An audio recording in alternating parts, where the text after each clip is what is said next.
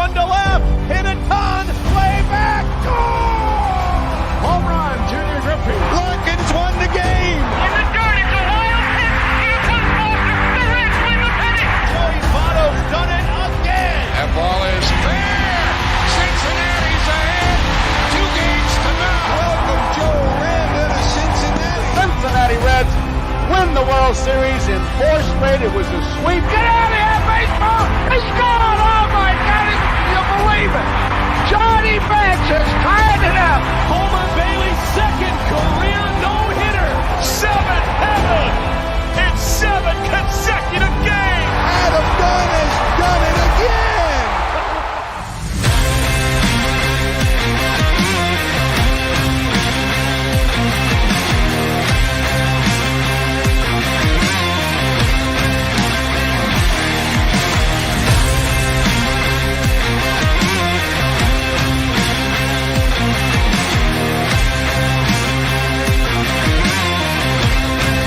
Hey, this is John Zadak, TV voice of the Cincinnati Reds, and you're up for Late Night Reds Talk.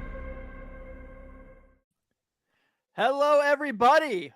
My name is Tim Daniel. Welcome to Late Night Reds Talk Live, the live show and podcast that loves the Cincinnati Reds, part of the BLEAV Podcast Network, and is always presented by BetOnline. Wow. Our show is live streamed on YouTube, Twitter, and Facebook, and the podcast version is always up the next morning. I am joined tonight by Nick Kirby, Carlos Guevara, and our special guest, the Daytona Tortugas play-by-play announcer, Justin Rocke. If you're watching on YouTube, please take 2 seconds to hit the like and subscribe button to our channel. It really helps us to continue to grow. Before we get started, let's have Nick tell you about our partner, BetOnline, who has the 0-2 Cincinnati Bengals as a 4.5-point favorite Sunday against the New York Jets. BetOnline is the fastest and easiest way to wager on all your favorite sports, contests, and events with first-to-market odds and lines. Find reviews and news for every league, including Major League Baseball, NFL, NBA, NHL, combat sports, esports, and even golf. BetOnline continues to be the top online resource for all your sports information, from live in-game betting, props, and futures. Head to BetOnline today or use your mobile device to join today and make your first sports bet. Use our promo code BLEAV50, that is BLEAV50, to receive your 50% welcome bonus on your first deposit. BetOnline is where the game starts. Perfect. So, Justin, first off, thank you for taking some time to hang out with us tonight. Obviously, really cool to have us. Last week we did the Dayton Dragons, so kind of going through this minor league system here.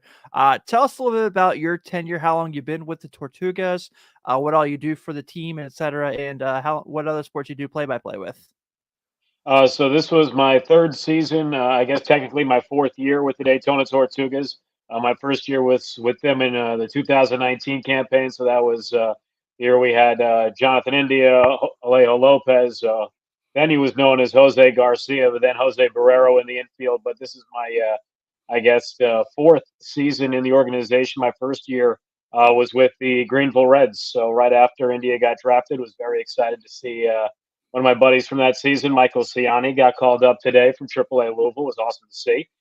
So I've been in the organization for the last number of years between rookie ball and now 2 different levels of single A in Daytona. But I also work in the off season up in my native New York, New Jersey area as the women's basketball voice for Army West Point and other various sports there. But I do play-by-play, media relations, and like everyone else in minor league baseball, every other possible duty as assigned as a part of, making sure the ship runs smoothly in Daytona Beach. Yeah, absolutely. So obviously being part of the Tortugas, it's still a fairly new organization for the Reds. They've been around for just a little bit now, just a few years, like you mentioned. But tell us a little bit about, life in Daytona. Obviously, Jackie Robinson Stadium is something where it's very popular for the Reds to play in. And we had some rehab starts this year, including guys like Jacob deGrom, who made a stop down there before he came back to the Mets. Tell us a little bit about what the Tortugas organization is like, what the system's all about, and how what fans who haven't been there like myself can expect from if we attended the game. Well, you can clearly see from the great photos you've got there of the incredible view that I get every time we're at home from our press box high atop Jackie Robinson Ballpark. It is the oldest ballpark in constant use in minor league baseball. It is the fourth oldest in the United States, behind Rickwood Field in Alabama, where they occasionally hold the Rickwood Classic, hosted by the Birmingham Barons in the Southern League, same league as the Chattanooga Lookouts. So Rickwood is there. Then, of course, there's Fenway Park, and it was then known as City Island Ballpark. You got it right there. It was opened up 2 months after Wrigley Field in 1914. The first minor league season there was in 1920.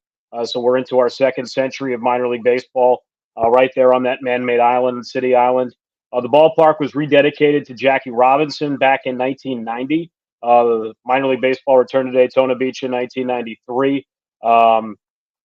In 1990, it was rededicated to Jackie Robinson because his first spring training after signing with the Dodgers was actually in Daytona Beach, and his first at-bat as a member of the Dodgers organization was, maybe an inch or two away from where guys like India and Tyler Stevenson and so many other now Reds players stood in the box in 1946 when they were supposed to have spring training in Sanford, Florida, and moved down to Daytona Beach because of the Jim Crow laws in the South at the time. They knew Daytona Beach was a little more, lax in terms of some of those rules and being more accepting.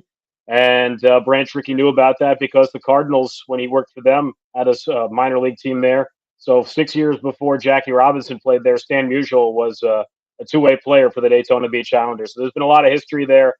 We do an amazing job. I think our staff has done an amazing job of preserving that history. We're continuing to try and build up and improve our player development complexes to move into the next century of baseball there. But it's an amazingly historic place. It's an awesome place to catch a ball game. There's not a bad seat in the house, and I'm very lucky that our perch is what it is because you're right on top of home plate. So when Jacob deGrom made his rehab start there, you're basically, felt like you were right on top of home plate as he was making his pitches, which was an insane thing to be able to do as a minor league broadcaster. Yeah, Justin, thanks so much for joining us. When I was looking up some pictures for this, I was like, oh man, I gotta get down to a game. That is spectacular. We got a bunch of players we want to ask you about, but first, can you tell us a little bit about the Florida State League and some of the caveats that I've been told you have to take in terms of statistics, because it's a very pitcher-friendly league. Is that correct? Yes, it is a very pitcher-friendly league. The one thing you have to keep in mind, especially nowadays, this is the only ballpark where the Tortugas play at Jackie Robinson Ballpark that is not a spring training site.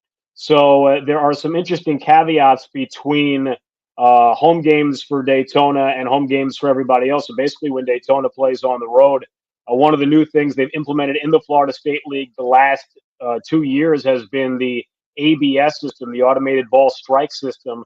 Last year was just the automated zone. This year, they mixed in the automated zone and this new challenge system, which I think is probably going to be the more likely of the two that makes its way to the major leagues.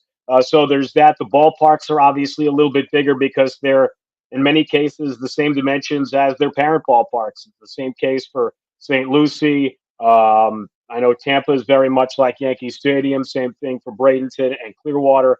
And their ballparks. So they're very cavernous. Depending on where you are, a lot of places, at least the ballparks are tended to be away a little more inland from the water, so that you don't get that sort of ocean breeze that maybe you get a little bit more at the Jack than some other places that carries the ball out. So it tends to be a very pitcher-friendly league, and there's been a lot of different rules, as I mentioned, with the ABS challenge system in place this year. The pie slice rule that was in place from July 22nd on after the All-Star break behind second base, which was the big new shift rule that was in no other league but the FSL this year. So there have been a lot of different rule changes and rule tinkerings in the FSL the last 2 years, which have added into all the different ballpark factors that impact the stats as well. Yeah, I feel like the Florida State League was probably the easiest place for me to pitch. Like the stress level, because I knew if I was behind 3-1, I'm probably going to be okay. Even if I'm at the middle of the lineup, like I'm going to throw a fastball on just the outer third or the inner third and hit it in the gap and see how far it goes. I've got athletes out there that are probably going to go track it down. And unless you absolutely crush it, it's not going to leave the stadium. So, you kind of get caught in a trap like that too, because I didn't put up my best numbers there. Like my best strikeout numbers weren't there. But it was kind of probably because of that I knew that I could always fall back on that. I didn't always have to get a strikeout. So I don't know. That's just my 2 cents about it. Can we jump to this question here real quick? Yeah, go ahead. While we're on it, from Carrick, how did you like the pie slice rule? Did you seem to make a difference? So for those who don't know what the pie slice rule was, starting July 22nd, came out really the week before it became announced. We were in Tampa when the Jason Stark article came out. And what it was they put 2 painted lines from the back point of second base to the lip of the outfield grass.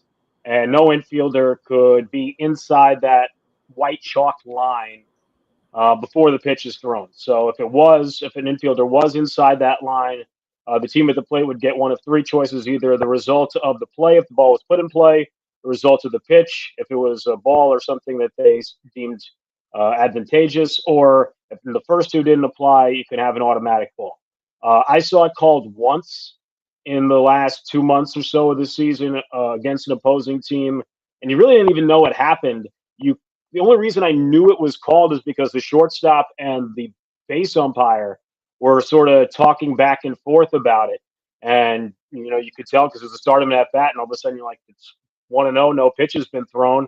There was no clock violation motion by the umpires. So that's how you knew it would happen. I really didn't think there was a ton of an impact during the course of the final 2 months of the season. Partially, I think, because Daytona's middle infielders, Eddie Arroyo, and you also had Johnny Ascanio, Trey Faltini, the last couple of months of the season were amazing at making plays to the left or to their right to take away base hits up the middle. I thought the impact was very minimal in what they wanted to create, which is more base hits through the box, back up the middle. I didn't think it impacted that creation a whole lot. Or at least as much as they would have liked it to. Nice. That was a pretty good little segue, because I did want to talk to you about Edwin Arroyo. Like, I know he wasn't there that long, but what can you tell us about him? First of all, I guess it's Eddie. Is that what he goes by? It's Edwin Arroyo. He's got family members that also go by Eddie. There's a bunch of Edwin Arroyos in the family, that is for sure. But Edwin's an incredible athlete. Some of the defensive plays, he makes everything look so easy up the middle, to his left, to his right, going back, coming in. Sometimes it can almost be too easy for him. He got off to a slow start in Daytona after the trade, which, talk about a major difference. You mentioned, the park factors and how the Florida State League tends to be a more pitcher-friendly league, coming over from the California League, which is known as probably the most hitter-friendly minor league in all of, the minor league circuit. So once he finally got himself acclimated the last 2-3 weeks of the season, he was really fantastic. The batting average perked back up. He had a couple of multi-triple games, picking up extra base hits in the gap. If you give him an inch, he's going to take a mile. Somewhere along the lines of what I saw with Ellie De La Cruz in that sense, where, if you give him an inch, he's gonna take it on you. And he did a phenomenal job of that. So he's a fantastic athlete. I'm really curious to see where they'll place him to start next season, whether it'll be back in Daytona or up to High A Dayton when you consider the overall accumulation of his numbers this season. I think that's the more likely of the two to happen. But he was a fantastic athlete, and he just has incredible raw skills. And, it's just a matter of honing it all together. There's obviously some ups and downs in his offensive game, some hitches here and there, but overall, he was a fantastic player, and I'm really curious and excited to see what the future holds for him. Not to mention he's a switch hitter, is also a switch thrower as well. He's ambidextrous. That's interesting. I did not know that. Yeah, he was a high school shortstop, and when he wasn't playing shortstop, he was a left-handed pitcher. And it's tough, man, going over in the middle of the season to a brand new organization. Nobody. You're super young.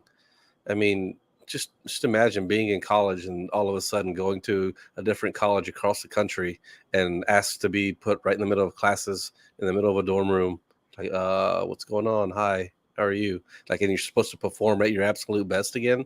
That's tough. Yeah, and to do that in the middle of the season, being traded, that's something I tried to keep our fans, to keep in context, when the numbers weren't quite as sparkling as they were during the first, couple months of the season in Modesto. That's a big change. And I think one of the things that's going to help Edwin, and one of the cool things that'll be to follow as he climbs up the system is it seems that he, Chase Petty, and Jay Allen II all became pretty friendly through amateur ball coming up during their junior, maybe a senior years of high school. And after the trade happened, both Jay and Chase had posts very excited that Edwin was joining the organization. And Chase Petty's, one of his first phone calls after he got traded was to Jay Allen. So it seems like those three are pretty close with one another, and it's going to be really cool to see, how that, that friendship and that trio climbs up the system with one another because, they have that relationship, prior to being in the org. So you were talking about his speed. Do you feel like his speed's maybe a little bit more sneaky than like the 27 stolen bases on the year indicated? Yeah, he didn't steal as many bases after the trade. I think maybe he stole 6 or 7 in Daytona Beach. He already had 20 plus by the time the trade deadline had come and went. But he's got some good speed. He's not maybe the base stealer that Siani and some of the other players in the organization can be, but he does have great speed and the kind of guy that is more likely maybe to show it on, when he's standing on first base after a walk, and his ability to go first to home on a ball in the gap, or the ability to go first to third on a player, like some of the times we saw, especially in the last series of the season against the Tampa Tarpons, where, a ball gets down into the gap and you're thinking, no, that's a comfortable double. And it turns into a triple because of his speed and his ability to hustle out of the box and take those extra bases. Justin, you mentioned Jay Allen as someone who kind of shown a lot of glimpses, and he was with Daytona for a majority of the year before getting caught up to Dayton. What are your kind of thoughts on what you saw from him this year? Obviously moved up to another level, but you talk about a guy who's shown stolen base ability. He certainly had that this season, especially his time in Daytona. Yeah, no, he was unbelievably fun to watch, not just on the bases, but in the outfield. And Carlos was talking about before, being able to, on a 3-1 count, maybe throw a pitch and let someone run down and get it. Well, that's the kind of guy Jay is. That's the kind of ability he has to run down balls in either gaps. And, he had his ups and downs. He got off to a marvelous start, slowed down a little bit, dealt with a little bit of an oblique issue that shelved him for about 17 games or so. In the middle of June, or more towards late June, early July. But one thing that I thought was very poignant and was something that people need to keep in mind with Jay, especially with his numbers this season. And this was something Eric Davis said when he was with us in Clearwater earlier this season. And this is the most baseball Jay Allen II's played in his life. He was a standout quarterback in high school playing football. And after football season was over, he put on his basketball shorts and was a left-handed shooter and a star guard on John Carroll Catholic's high school basketball team. And once basketball was over, he was picking up his cleats again and, lacing up his glove and ready to go out and play center field on the baseball team. So he was a 3-sport athlete. He played all 3 extremely well and kept on going from one to the next to the next. So this has been the most baseball he's played in his life, and with more baseball he plays, the more his body gets used to it. I think it's just going to continue to grow and get easier and easier for him. With his work ethic, he's also an amazing person. He was such a great person to work with throughout the course of the summer before he was promoted. So with his work ethic, and when you keep those kinds of factors in mind, I think he's a guy that's going to continue to develop and get better as he gets older. Guy I definitely want to talk to you about was Chase Petty. Started the year with Daytona. Love the photo, by the way. I saw that and I had to put that one in there. Absolutely. So Tom Nichols said last week, and we've heard this from some other folks kind of seems some momentum that Chase Petty's a lot of people's favorite pitching prospect in the organization. His numbers are funny because his ERA was significantly better for Daytona, but like as you were talking about the pitching, like the fielding independent pitching was a lot better in Dayton, even though the ERA swapped, or the other way around. Sorry, the other way around. What's your overall thoughts on Chase Petty? And do you agree? Do you think he's probably, maybe vying for that top pitching prospect in the organization? He's definitely probably one of the more underappreciated pitching prospects, probably not just in the org, maybe in baseball. Because so much of the scouting reports on Chase coming out of high school in my home state of New Jersey was, oh man, he's throwing triple digits. He's, Hunter Greene territory with the fastball. And then, start of the season, he's generally sitting anywhere between 94, 97 in that area. And a lot of the messages I got were, what's up with the fastball? Is he hurt? Whatever. And I think the best way to frame it is after his first start, he had a couple of filthy sliders for strikeouts against the St. Lucie Mets team that ended up going on to win the Florida State League title earlier this week. And, I asked him about the sliders and the strikeouts, and he looked at me, and this is 19, kid who turned 19 earlier that week, within, the last couple of days, certainly. And he says, the strikeouts are great, but I'm just as excited about getting the weak contact on double play ground balls to second. And that said a lot to me about what his mindset is. He wants to be the best pitcher he can be. He doesn't want to just be able to be a guy that can blow it by you. I wouldn't be shocked if he ends up sort of modeling along the lines of maybe a Graham Ashcraft in terms of being able to throw the ball very hard. He gets great heavy sinking motion with his fastball. He didn't have to throw a changeup at all really in high school because he was such a powerful fastball slider combination guy. And by midseason, Chris Vinyl from the Daytona Beach News Journal came out, was doing a story on him, and he asked Chase what's his favorite pitch to throw, and he said his changeup. He loves throwing his changeup now, and that's a pitch he didn't have to throw very much at all at high school, and really something that's developed for him over the course of the last year or so. So to hear all that, he's so ahead of his years mentally as a pitcher. When you counter all that into what the numbers were as well this season, the double plays, the strike throwing ability when that's such a concern for high school righties being drafted that early, I just could not have been more impressed with his mental and baseball IQ, as well as the raw physical talents that he obviously has.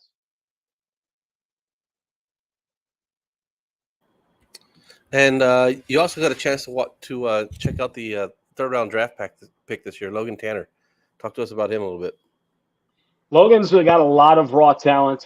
He was another guy that it seems to be a trend of the organization in which he was a pitcher a bit coming out of high school. He was thrown in the mid-90s, so he's got an incredible arm. There was one throw he made during the last road trip of the year where a batter's momentum carried him in front of home plate while the runner was stealing second base, and umpire didn't call obstruction, and Tanner just whipped its sidearm around the batter. And when you see a catcher whip a ball sidearm like that, you start thinking, oh no, this ball is going to go into center field. And it was a BB right on the money. And the guy running to steal second base was a dead duck. So he's got an incredible arm behind the plate, has a lot of raw power offensively. Hit his first home run of his career during the last stretch of games at Jackie Robinson Ballpark this season. That's going to be the big thing for him, more the bat, I think, than defensively. I think one of the big things we sort of noticed over the course of the last couple weeks of the season, sometimes his back foot can be a little movement happy when pitches coming, sort of stepping in the bucket sometimes. But once he sort of gets those things honed in, he's a guy who just has very loud, raw skills. And it was a lot of fun, not only watching Hayden Jones do what he did offensively at the plate during the first 3 months of the season, but Logan Tanner and Cade Hunter over the course of the last really homestand against Tampa, they blasted some balls left and right across the diamond with, well over 105 miles an hour in terms of exit velocity. So very loud, raw skills. And he's another guy I'm very curious to see where they'll decide to put him. at the start of next season. I could see him returning to Daytona Beach. I could see them maybe pushing him to high A Dayton, but it'll be interesting to see where they decide to push him and sort of see how he develops as well during the offseason, see if he's a guy that takes what he learned from that couple week stretch and powers it into his offseason work and comes into a season even stronger. Yeah, Johnny Bench was speaking pretty well of him right after he got drafted. I remember that, and it's different whenever somebody's caliber like him is asked a question about a player like him that he's followed, and normally you just get like a generic answer. Yes, we're excited to have him, but the way that he spoke about him was a little bit different, and you can tell whenever somebody great like that talks about someone, they say a little bit more. They're a little bit more genuine about it, and that's the way that he spoke about him. So it kind of caught my eye a little bit. Yeah, and one of the cool things is actually I see the question on the screen with Cade Hunter and Logan Tanner. While Cade and Logan, during Cade's first week with us, I think it was, in Logan's one of his first weeks, Johnny Bench came to Roger Dean Chevrolet Stadium while we were on the road. He lives in the Jupiter, Florida area, and he was at the ballpark that night, and he was in the Tortugas locker room meeting the players and chatting up with them and the coaching staff, Lenny Harris, Vicky Dawkins, and all those folks. And Eric Davis was also in town that week too. So incidentally, had two of the best Reds players ever in town watching the Daytona Tortugas play, and watching the talented outfielders, and particularly Cade Hunter and Logan Tanner, the two catchers as well. So obviously one of the big things is we're being discussed with the CBA is a lot of the rule changes, and one of these things particularly coming to Major League Baseball is the new pitch timer. You watched a lot of games, obviously, with the pitch clock. What was your thoughts on that, and how well you believe it will translate to Major League Baseball next year? Love it, love it, love it. I'm always surprised that it's so, I wouldn't say so, negatively received by players. Players seem to be a little more, hesitant about it at the major league level, because it's been a part of the minors in some form or fashion, at least at the upper level, since 2015. So most of the players have dealt with it at some form or fashion during the course of their minor league careers on their way to the big leagues. And all you have to do is look at the FSL this year as how big of an impact it has on the pace of play. So last year, the Florida State League, because of the different rules that were added to the league, particularly the ABS system, they decided, because of the ABS system, they don't necessarily need the pitch clock. So the pitch clock was not in the FSL. And the FSL time of games were interminable. The average time of game for the league was generally well over 3 hours. You can probably pull it up like 3 hours, 15 minutes or so. And this year, the average time the game with the pitch clock reinstated and enforced the way it dropped down to about 2 hours and 36 minutes. So it's about a 35 to 45 minute, difference in terms of time of game. And you're still getting, plenty of action. I mean, we had some games that, you're like, final score tonight, 8-5 in 2 hours and 25 minutes. There's offense, pitchers racked up strikeouts. I don't think it impacted anyone's statistical numbers anyway. So I think the pitch clock is going to be fantastic. I think for some of the older players, it's probably going to take some getting used to. I'm just very curious to see how it's enforced, because the first number of years in the minors, it was very laxly enforced. Very rarely would you ever see a violation. You'd see the clock go off and nothing would happen. It was just sort of more like a guideline than anything. This year more than any other, the umpires cracked down. And, you saw a lot of, umpires pointing to their wrist. That was the call, saying pitch clock violation, either on a hitter or a batter. So it's going to be very curious to see how it's enforced, and that's going to, I think, probably have be the biggest indicator on whether or not it's going to sincerely impact the time of game. I think it would have to be like severely enforced, like pretty tight right away, because I don't think in this day and age with social media and all of a sudden, like you got, so like the Red Sox versus the Orioles, and it's not getting called, and then the Yankees versus the Blue Jays is getting called. This fan base is going to be chirping. Like, why are there two different sets of rules? Like, I think it's going to have to be pretty black and white. Yeah, I 100% agree, and that's sort of what they did in the minors this year, and ended up, I think, working out in the long run. I think it's going to be somewhat of a learning curve for a lot of the players. There's going to be some gripes and complaints early in the season, but by the time you get to maybe Memorial Day into the month of June, it's been around for a couple of months. Guys are getting used to it now. I think you'll see a lot of those complaints, at least about the pitch clock, will begin to dissipate. All right, so I got 4 hitters and 4 pitchers. Kind of do a little bit more rapid fire, so we're not here with you all night. Austin Hendrick seemed to have a little bit better of a season when he got promoted. Any thoughts on him? Was it the league you think that maybe kind of slowed him down a little bit, or just time?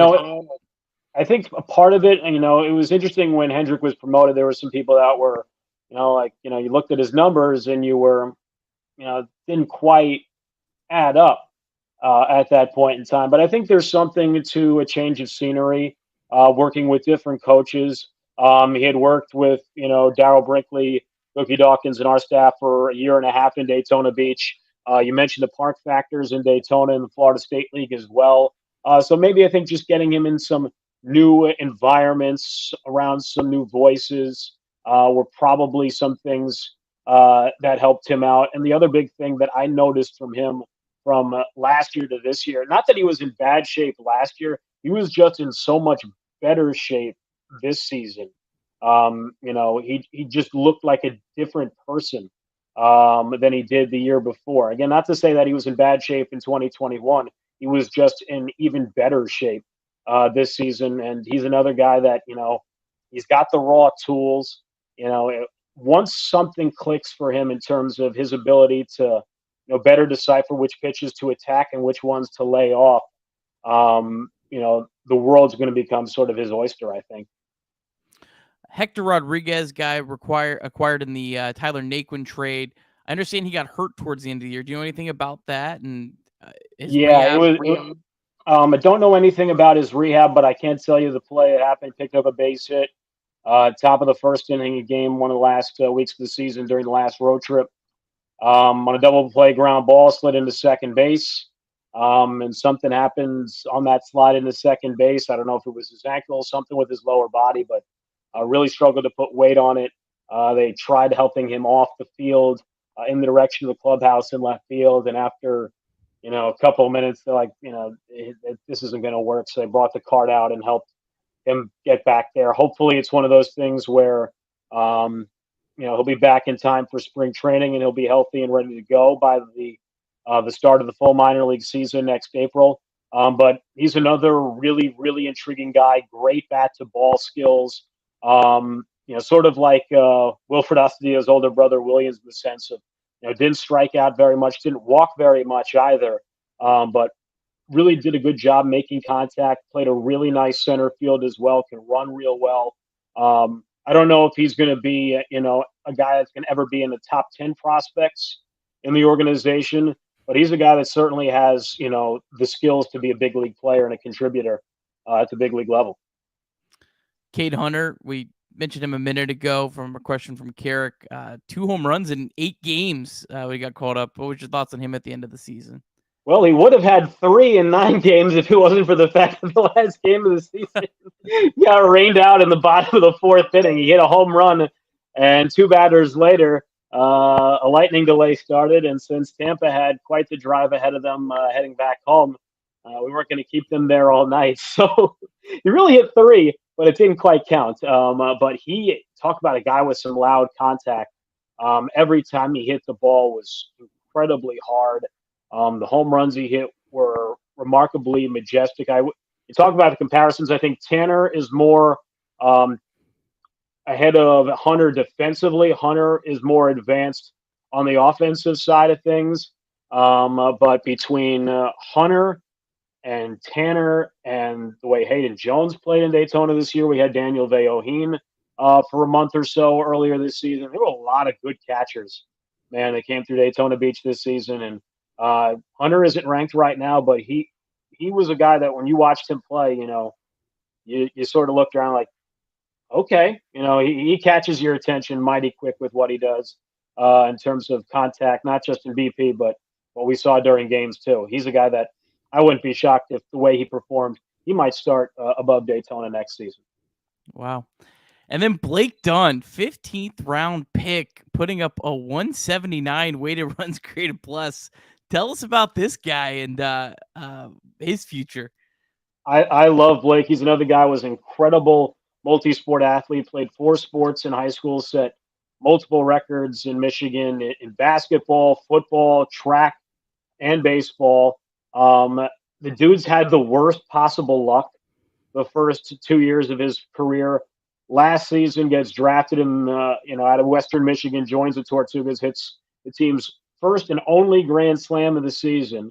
A couple of days later, on the turf field, is going to field a ball off the bounce in left field. Ball comes up, was hit hard, and right off his face, broke his nose, and somehow came back to play a couple games in the ACL by the end of the season. This year, started the season in Daytona late, had a minor injury during spring training. Training staff in Arizona commended him immensely for, letting them know about it and letting something that could have bubbled into something major get, snuffed out early. Got off to a marvelous start in Daytona, and in St. Lucie in June's trying to track down a fly ball in foul ground in right field, first base, bullpen area. And he and Ruben Ibarra, who is 6'5", 285, gliding at full speed, and Blake ended up with a right shoulder sprain, and he went back out to Arizona for rehab, and I thought there was no way he was coming back. And sure enough, he started playing rehab games, and I think reached in his first 10 plate appearances back off the injured list during the course of a 2-week road trip in Jupiter. When he's been healthy, he has looked really, really impressive, a great athlete, probably better suited for the corner outfield spots than center, but has shown great, patience at the plate, very good command of the strike zone, ability to hit the ball for extra bases, some sneaky pop for a guy who's not physically overpowering. But he's been one of my favorite guys to watch. He's fearless with that football and, his athletic pedigree. And I hope he stays healthy next year, because I think if he can, he's a guy that's going to be, another really fun under the radar prospect to watch in New York. All right, let's get to some pitching. Javi Rivera had a really good year this year. High strikeouts. I believe he has really high velocity. Was he a guy that touching the high 90s? He's a guy who can get up there 94, 95, sneak it up to 96. With the different people, starting with Brian Conger, the pitching coordinator, top to bottom in the organization. I've worked with guys with velocity and helped increase their velocity over the last couple of years. So it wouldn't surprise me as Javi continues to physically mature. Pitching's relatively new to him. One of my favorite stories was Javi this season. I remember interviewing him early in the year and, asked him about the conversion. He played third base a lot in high school in Orlando and went to Indian River State College in Florida. And they said, we want to make you a pitcher full time. And he wasn't amenable to it at first. And someone finally got into his ear and said, hey, look, this could be your ticket. This could be your best shot at being a pro ball player. And once he heard that, he was like, okay, now I'm listening. And he's really taken to the craft, and he was phenomenal. For a pitcher that's so new to the craft full time, his ability to throw strikes, he would dominate the strike zone. And it felt like some of the times the reason why his ERA was even as high as it was because he threw so many strikes. Sometimes a pitch catches too much of the plate and gets hit for extra bases. But that was an unbelievable find by the Reds scouting staff in the 20th round last year. To see what he did in Daytona, then to see the success he had, in Dayton as well. He was a lot of fun to watch, and I'm really excited to see what he can do next season, how he builds off of this year. Great, sneaky good fastball, and he's got a hammer breaking ball to work in there as well. Bryce Hubbart, Reds' third round pick. You got to see him a little bit at the end of last year. What was your thoughts on him? Hubbart's another really interesting guy. He's not very overpowering with the fastball at all. Probably, upper 80s, more 87, 89, touching 90 and 91. Got off to a little bit of a slower start in his first couple outings with command, but his last time out against Tampa, starting the last series of the year, he mowed them down. Has a really nice changeup. Knows, he's very smart and very good baseball IQ on the mound, being able to mix and match, change locations and things like that in and outside of the zone. So he's going to be really fun to watch and see, where he continues to grow next season. Another guy that, maybe, gets bumped up a level because he was a third-round pick out of an ACC school. But overall, he was fun to watch. I wish I got a chance to see more of him at the end of this season. But he's got a lot of, really interesting intangibles from the left-hand side. Hold on a question. Nick, is that right? He's the over. No, there's a mistake on there. I'm like, wait, what? I've never heard of this guy. How is he the number 2 ranked prospect? No. Third round pick. Hey, that was the Ellie De La Cruz story last season. That's I know, but as soon as you said I'm manifesting it. As soon as you said he's like 86, 80 now, I'm like, there's no way that's right. There's no way. He might be nice, but I throw it 87, 89. You're not the number 2 ranked prospect. Andrew Moore, guy acquired in the Luis Castillo trade. Insane strikeout numbers, not too great walk numbers. Saw him a little bit at the end of the year. Yeah, no, the walks were definitely the biggest issue for Andrew during the last course of the season. And, the same things we talked about with Edwin Arroyo after the trade, you can really apply to Andrew as well. It was right around his birthday. And the big thing with both of them is not only, are you moving across the country during the season, both of them were going from, being across the country away from family to now being closer to home. Edwin Arroyo from Puerto Rico went to high school during his senior year in Kissimmee, had a lot of family and, friends that were able to come out and see him. And Andrew is from Georgia. His family came down, was able to see him for his birthday. So there's another added level of pressure when you're not only changing organizations, but, you're performing in front of your friends and family a lot more now as a professional than you had been. So I'm really curious to see what happens with him at the start of next season. I'm sure he'll start the year at High A Dayton in their bullpen, but he's got a lot of great loud raw tools like some of the other guys. Great fastball, very lively, has great movement with his breaking pitches, but it's going to be a matter for him as, harnessing that command. Once he does, he has a chance to be a really exciting back end of the bullpen kind of arm. All right, and the last pitcher, Jose Acuna, the other guy acquired for Tyler Naquin, had a really, really good year this year. Had a couple really dominant starts, I believe, for Daytona. Talk about him real quick. Yeah, no, he was the penultimate Florida State League pitcher of the week after being traded over for the Mets organization. And got to give a lot of credit to Nick Krall for being able to procure guys like Hector Rodriguez and Jose Acuna, lower level minor league guys, unranked prospects at the time, but for what they were able to accomplish in a short period of time in the organization was so impressive. Acuna and other guys, not overpowering. He's more in the 91 and 93 mile per hour range. Another guy that, could conceivably maybe add a couple of ticks as he continues to physically mature. Was only 19 years old, isn't going to turn 20 until October. So next year's only going to be his age 20 season. And for his, he's another guy.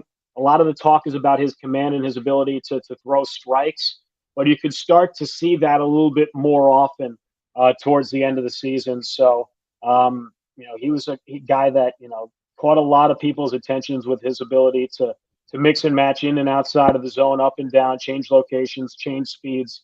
And all I can say is I remember one day watching one of his first bullpens in Daytona Beach after the trade, after he made his first 2 appearances in St. Lucie, and watching Lenny Harris sit and watch him, basically going, that dude can throw. So he has Lenny Harris's seal of approval. And if he's got Lenny's seal of approval, he has mine. He was fun to watch. Fantastic. Next season, I got a list of some guys maybe end up at Daytona. I'm certainly not a future teller, but these are just guys that, kind of you could see. How excited are you about when you get to see Cam Collier and some of these other guys? Anyone else that stands out to you that you're hoping to see shortly? Obviously Cam Collier, you're so tantalized by. I remember reading mock draft stuff. Top 5 pick, top 5 pick, top 5 pick. Watching the draft after coming home from a road trip or whatever it was. Watching the draft that day and saying, "Oh, the Reds are up next." Wait, Cam Collier's on the board, and of course, you just knew at that time that he was going to be the pick. And I'm so excited to see what he can do. Talk to some folks that saw him in the Cape League this past summer. Was the youngest player, I think, in Cape League history playing for Katuitt. He just so ahead of his, years in terms of maturity, in terms of baseball IQ, and understanding the game and understanding what it takes to be a hitter and a defensive player. So I'm so excited to see what he can potentially bring to Daytona Beach next year. Sal Stewart, and I heard so many amazing things about Carlos Jorge. Excited to see what he will be able to do in Daytona's infield. Ariel Almonte, and another guy that's, really interesting to me that, sort of robbed of what his potential could have been this year is Yerlin Confidan. He got off to a fantastic start in Daytona, dealt with a quad issue, was on the IL for a couple of months, came back towards the end of the season, never quite, found that same rhythm, which is understandable. He's a young player. But I'm really excited to see what he can do in a full minor league season because, the taste you saw of him back in April and May was very tantalizing. So, Justin, before we get you out of here, we did get one more question from the chat, and this is from our good friend Carrick. Any chance that Daytona games will be on MILB TV next season since this team should be loaded? In a perfect world, I think that would be the case. I wouldn't hold your breath on that one, unfortunately. We will have all our games, and one of the things that I will say that we're very lucky to have, even though we don't have MILB TV, we do have some really great AV staff members, some videographers that are out there every night that are part of our video board crew, and we try our best to shovel out as many highlights as humanly possible, post game, the day after, whatever it may be. So even if we don't have the live MILB TV coverage for you next season from Jackie Robinson Ballpark, you can be rest assured you will get your fair share of Cam Collier highlights and Sal Stewart highlights and Bryce Hubbart and any other prospect that catches your imagination in 2023 and beyond. Maybe a Twitch account would be a good idea. Can we make that happen?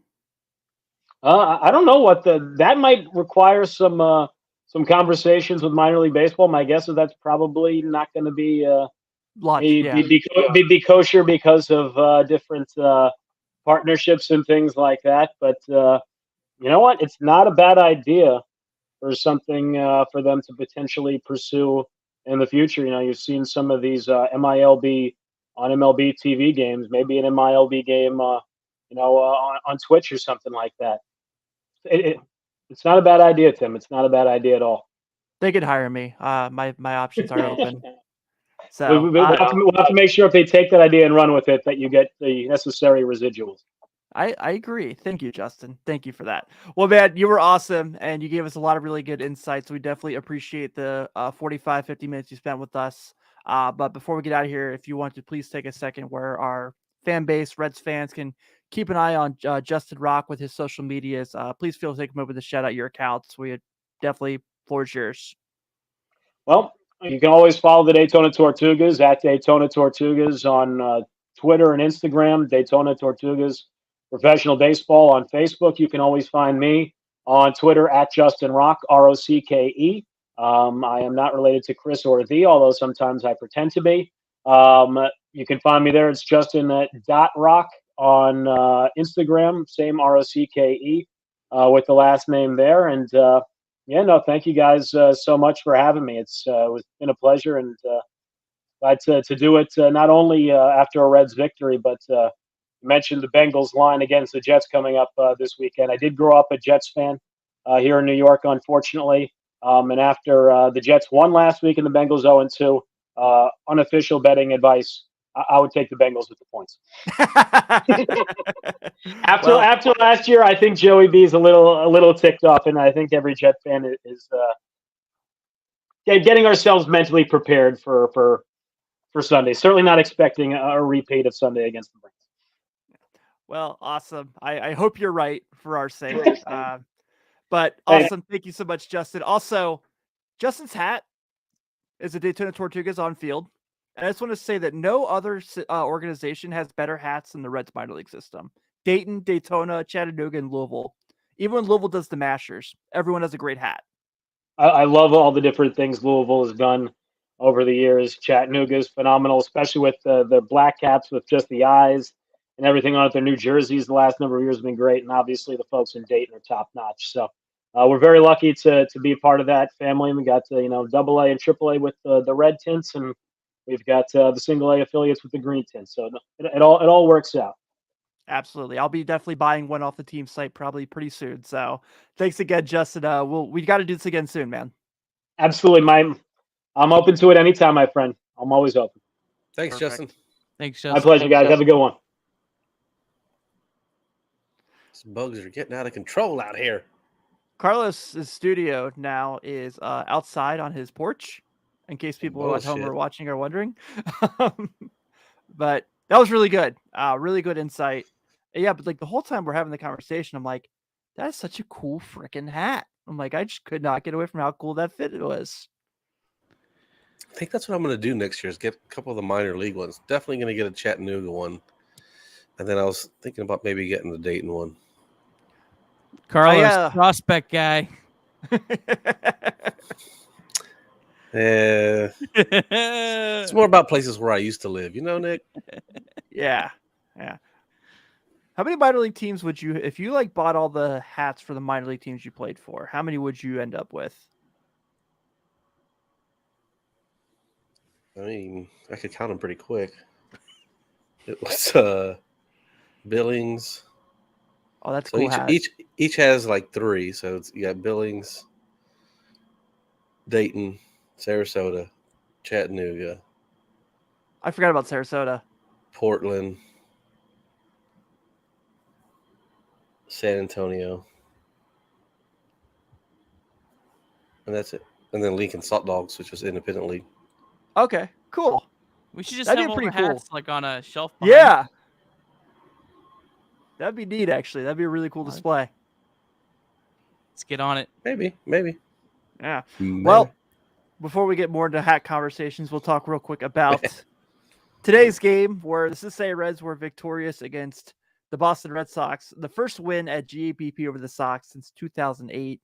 Stuart Fairchild, and now it's a 5-game hit streak. Carlos and I can confirm Stuart's mom is a fan of the program. We talked to her all about the podcast in July.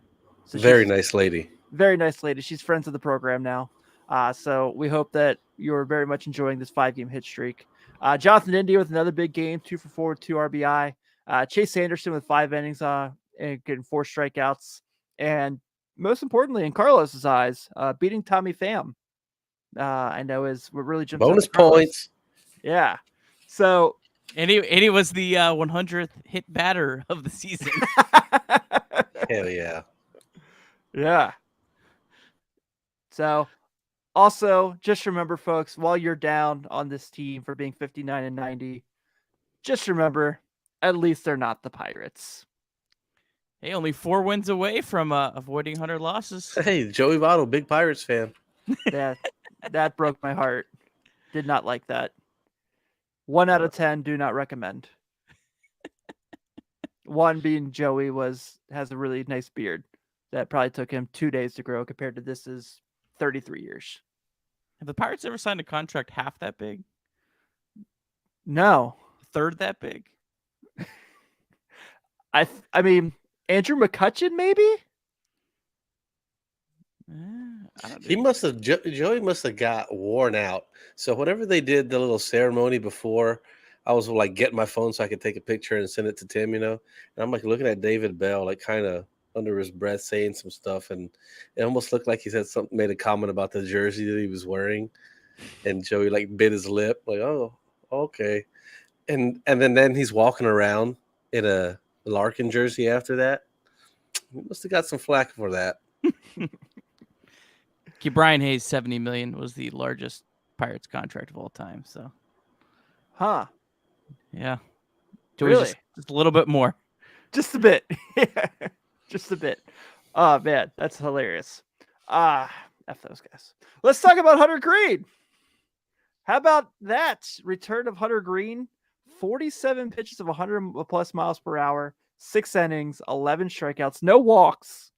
Does give up 4 hits, but you know what we've seen from Nick Lodolo and Hunter Greene in these last couple starts as they're kind of getting back, and Grant Ashcraft coming back this weekend as well. Very positive, very good to see. But man, he was electric. It was awesome.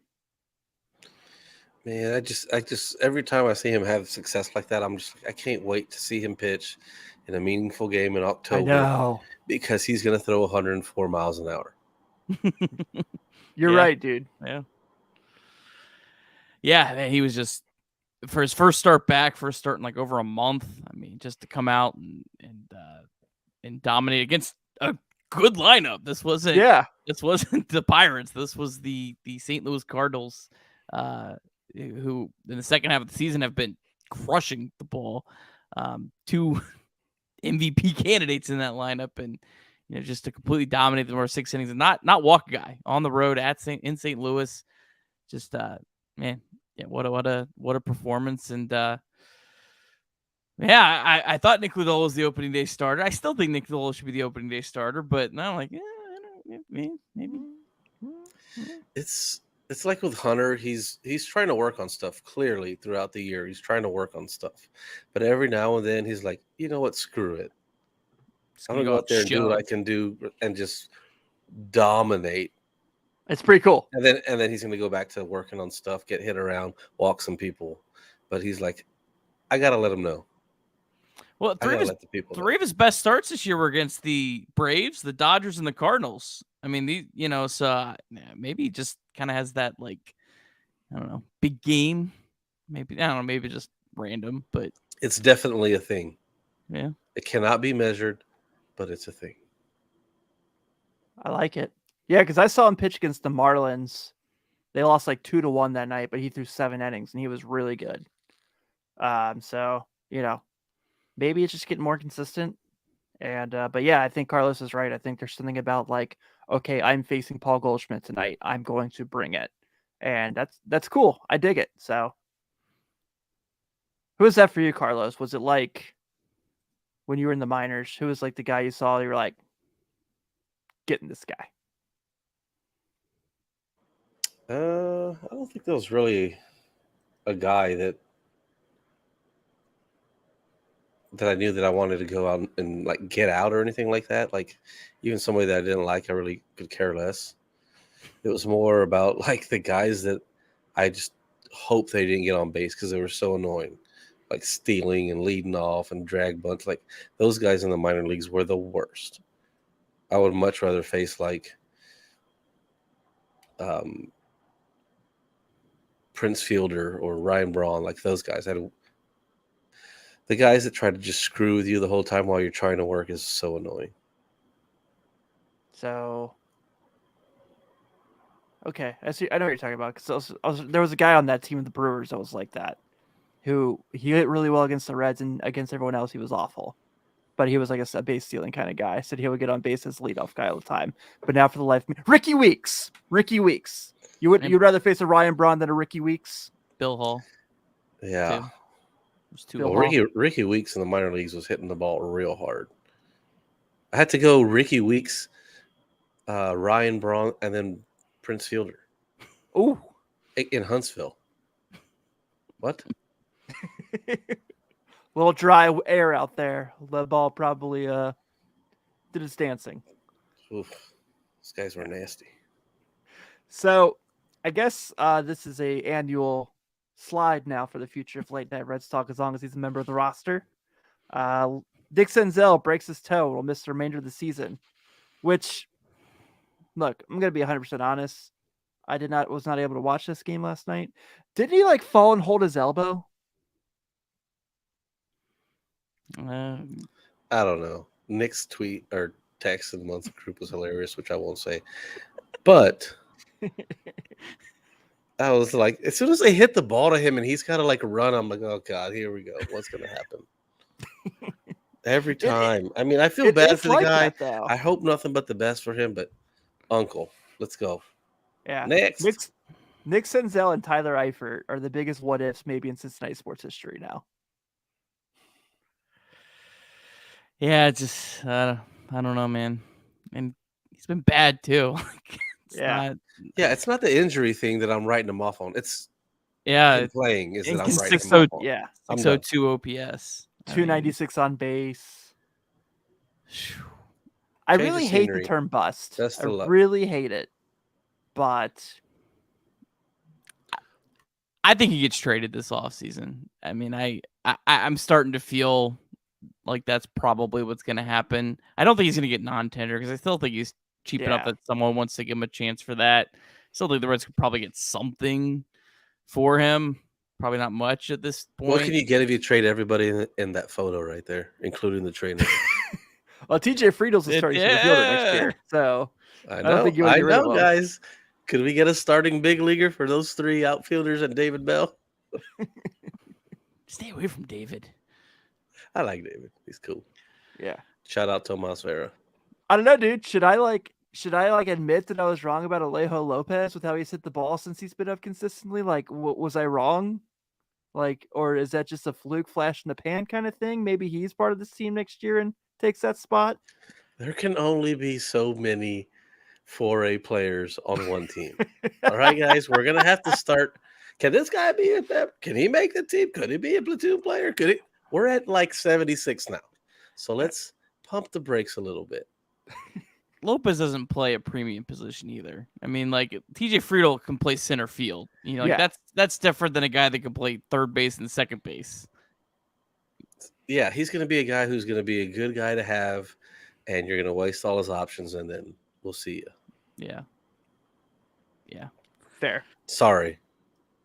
Yeah, my opinion. TJ Friedel, I mean, I think TJ Friedel has a legit chance to be the Reds' starting center fielder next year. I think they should give him the chance. I'd rather they go out and sign a left fielder and maybe like a third baseman or a second baseman, and just see what you got out of TJ Friedel, see what you got out of Jake Fraley in right field. I don't know, man. Nick Senzel, he's like 5th on the outfield depth chart right now for me. If the season was starting next year, I'd probably send him to AAA to start the year. Hey, the first 3 options are open, Betty. 1, 2, and 3. There's nobody there. I don't know. I heard Tommy Pham's a free agent. Shut up. Bring him back. Bring him back. Sorry, Carlos. I had to do it. I do love you, though. But, hey, Michael Siani gets the call. You talking about 4A players, Carlos. I know you are a big fan of that. But 8 triples and 52 stolen bases, and a guy that we get a ton of comments on anytime we talk about outfield prospects in the chat. So, here's his chance. I'm kidding. You know, this is just nice. At least he does 2 things really well, which I can't say about some other players. Like, see Billy Hamilton with pop. He's an elite defender and he can steal bases. And I guess he has a little bit of pop. It just, not really good bat to ball skills. 250 at AA, but yeah, I don't know. I mean, I guess if. I'm interested to see how good his defense is at this level. I'm interested to see how he's Willie Mays, according to our chat every week. Okay, chill. I mean, he's a fun player. I've enjoyed watching him. I don't know how good of a hitter. I mean, he seems like a guy who's probably gonna like struggle to hit 200 in the big leagues, based on like the numbers that he has. But I don't know how valuable a mostly defensive center fielder is at Great American Ballpark. That's kind of, I think this guy could probably be a lot, like put him in Miami, he might be a really, nice player, playing center field in a big stadium, but I don't know. I'm glad they called him up. I'm glad they're giving him a chance. I mean, this is the year, this is the opportunity to give this guy some playing time and see what he's got. I'd love if he's Kevin Kiermaier. Saw that comp today. Yeah, sure. Why not? I mean, if he's Kevin Kiermaier, then Yeah, the good Reds luck, have buddy. struck gold. Hope it goes well. Yeah. But that's, sheesh. I mean, he's the 78th guy to get called up this year. Pretty close. He's better than a lot of them. Yeah, that's Is also he, though? true. He's not the worst. Is he? Yeah, I don't want to start. I don't want to start bringing up names. Yeah, let's not go down I'm that sure list. I'm sure we could find that's some. the whole point. It's like, come That's a 3-hour podcast. Let's- All right, let's talk about Noveli Marte real quick. We discussed it a Guys little who bit don't earlier. suck. Yeah, guys who are good at baseball. He'll be playing in the World Baseball Classic. Nick, I know you said you caught some of this earlier last week. He will not be playing in the World Baseball Classic. Spain got eliminated today. Oh. This was the qualifying rounds, and Spain went to the very, very last game and missed out today. But Marte played really well. Had 5 hits, I think, on Saturday. He was like the top player for Spain. You know, it was pretty cool.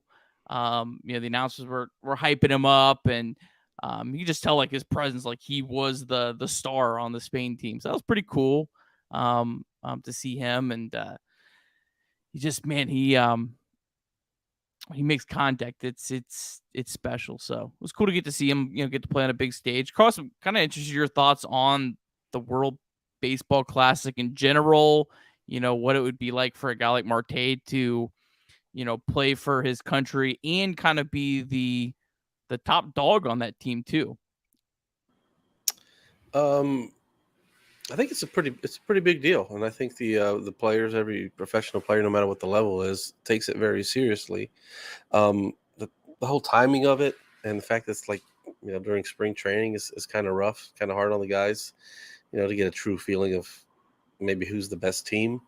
But I mean, for young guys like Noveli Marte, it's awesome. It's amazing because he gets a chance to be the guy on pretty much, it's going to be the biggest stage of baseball that there is at that time. It's going to be playing against big leaguers, and he's going to get that exposure. Every new thing that you can experience that it's going to help you out in the big leagues is worth it. And this is what this is. You're going to have cameras. You're going to have press. You're going to be held accountable. That's all positive stuff. That's not stuff that you get in low A, double A, and stuff like that. So this is nothing but good.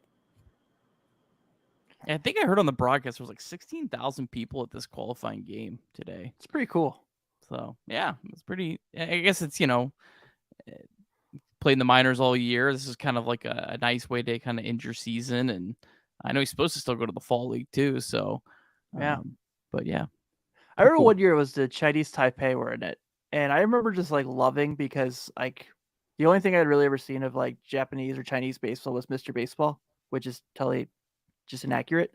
But like when it's like the team is in the field, the crowd's really quiet, no one's like talking. There's no stupid wave in the crowd. And then like when they're at the plate, they're like all hooting and hollering and cheering and stuff. I was like, this is pretty cool. I like this.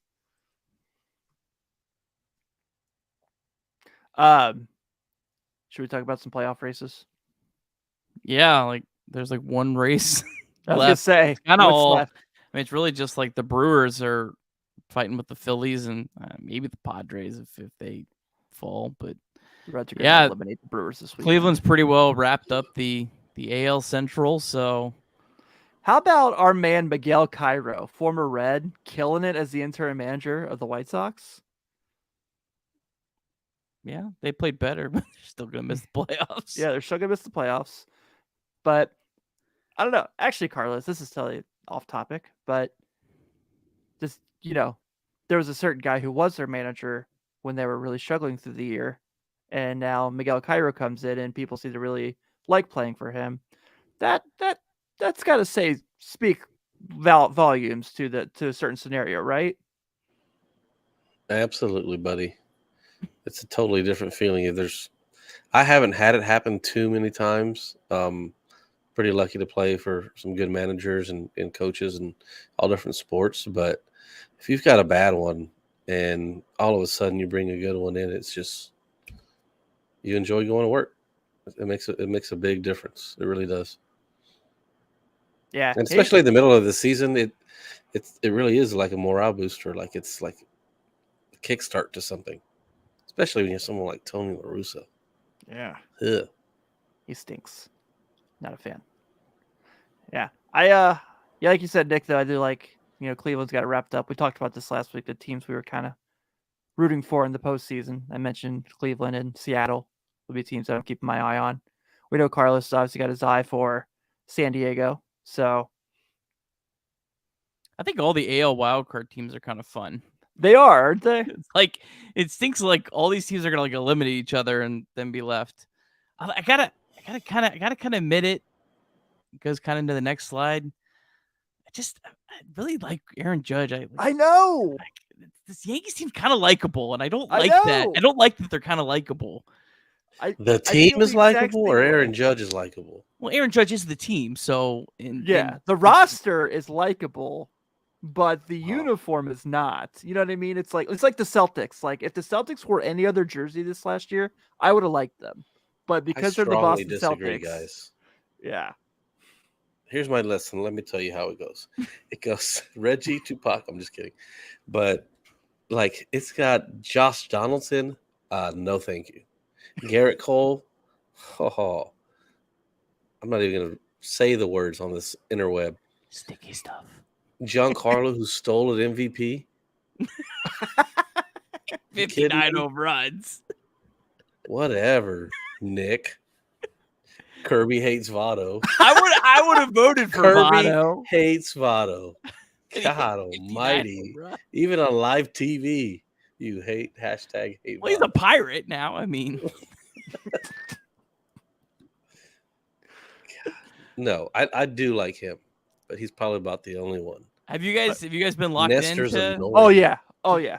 Yeah, I try. The last two I've missed. Like I've been like watching every at bat, making sure I have it on. The last two are like the only two at bats I've missed of the last two games. So yeah, I saw 2 ABs today, but other than that, like whenever I saw the first one today, I was like, this is so weird how it's not like on the bottom corner of every live game, or like there's nothing to it. Like I was out to McGuire dinner. and Sosa, I guess maybe because there was 2 of them, but yeah, like I was out to dinner earlier. It doesn't feel like it's a big deal. It's a shame. Yeah, because I was out to dinner. There was an MLS game on ESPN, and they cut away from the MLS game to show Aaron Judge's at bat. And I was like, "Oh, cool!" Like you said, it feels like when Bonds was chasing the record. Like I had that same feeling. That's cool. I didn't know they were doing that on ESPN. I was about to say like that's what they should be doing that. Like yeah. Best part about like last night's game when Stanton hits that grand slam was it was against the Pirates. Tim hates Votto. No. How do I surround myself with you guys? It's my buddy y'all are talking about. I have no hate for Joseph Daniel Votto. Never have, never will. So notice how Kirby remains silent. Yeah. Yes. I've lifelong Votto hater. Yeah. All right, let's look at the upcoming schedules. The Reds get ready to eliminate the Brewers from the playoffs and say no wild card for you in this upcoming 4-game set. You'll see the outstanding matchup tomorrow where Mike Minor faces Brandon Woodruff. You get Hunter Greene, Eric Lauer, Graham Ashcraft coming back on Saturday for Corbin Burns. And Sunday, Luis Sessa against Aaron Ashby, who Luis Sessa looked really good Sunday. I thought he looked really good in that Cardinals game. And then you got the Pirates next week. You get Nick Lodolo, Mike Minor, and Hunter Greene in that series. And then you go to Chicago and start the weird final 6 games against the Cubs. So that's going to be unique. Chase Anderson, where's he going to end up back in this rotation after that start tonight?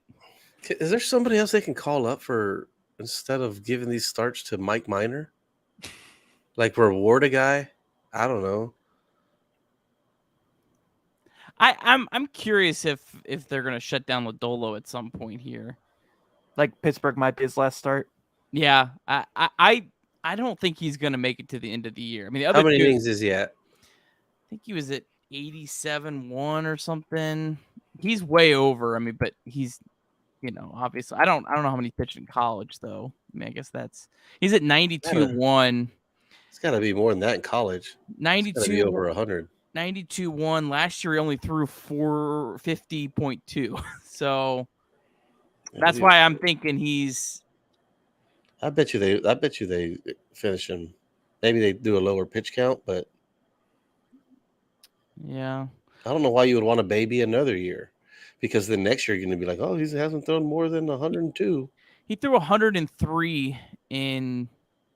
He threw 103 in 2019 for TCU, and then 18.1 for the Reds. So he was up to over 120.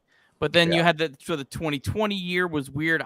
Who knows how many innings he threw that year and how ramped up that was. And then last year he was hurt a bunch. So I don't know. I'm just saying, I think it's a possibility, I guess, maybe more than that. But I mean, he had what do you have, a month off in the middle of the season?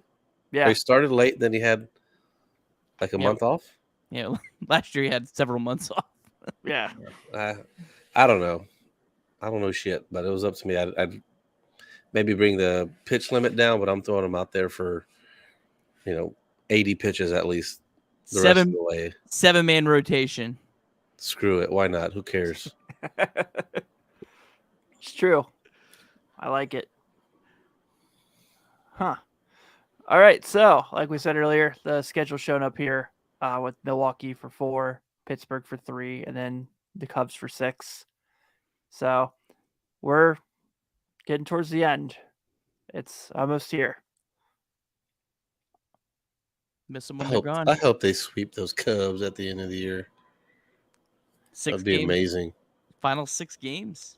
Just go 6-0 against the Cubs, and then just wear Joey out until like April. Our buddy Joey Riccott, shout out. Those games are going to be for draft picks. I don't know if you want to say right now the Reds are. I don't know if you want to sweep the Cubs. I don't give a. Well, I do.